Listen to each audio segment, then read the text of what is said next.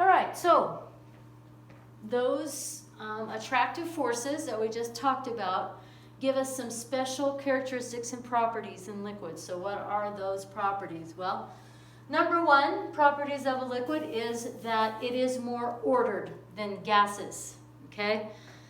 The picture of gases that we have, or the molecules, are just hopping about in this totally random fashion.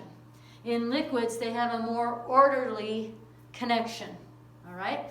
Liquids, like gases, are also fluid, which means that they flow and they will take the shape of their container.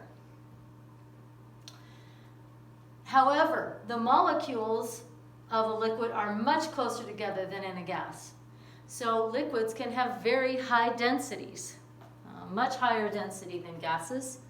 Not quite as high, the highest density liquid is not as dense as the highest density solid, and generally a liquid is less dense than a solid, but they're much higher density than gases.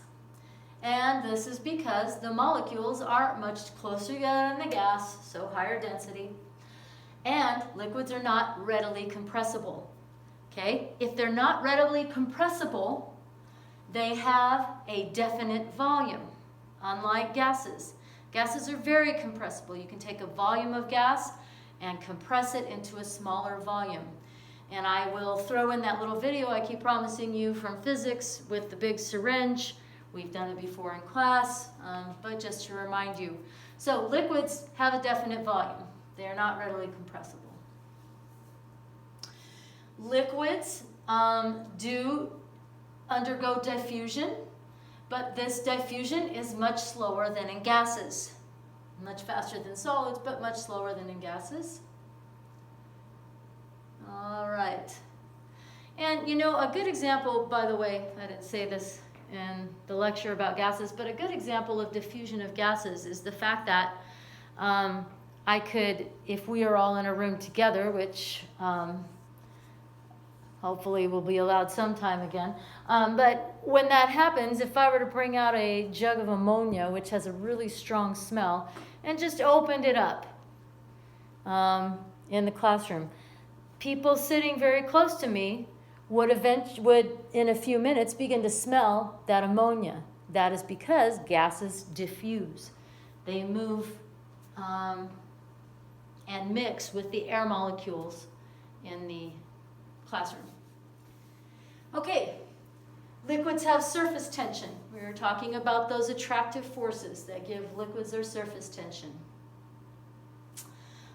And so surface tension itself is described as a force that pulls the parts of the liquid's surface together and therefore decreases the surface area on the surface of the liquid.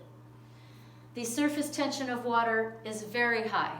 Remember that experiment we did on the penny.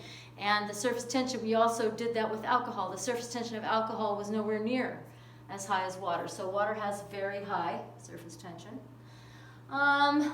Maybe I can find a little video or lab demo or something about capillary action.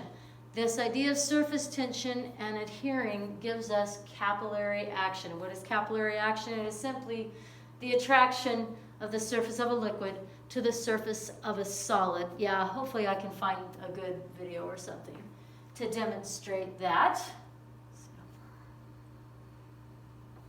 Okay. All right, I think I'll take a little pause here.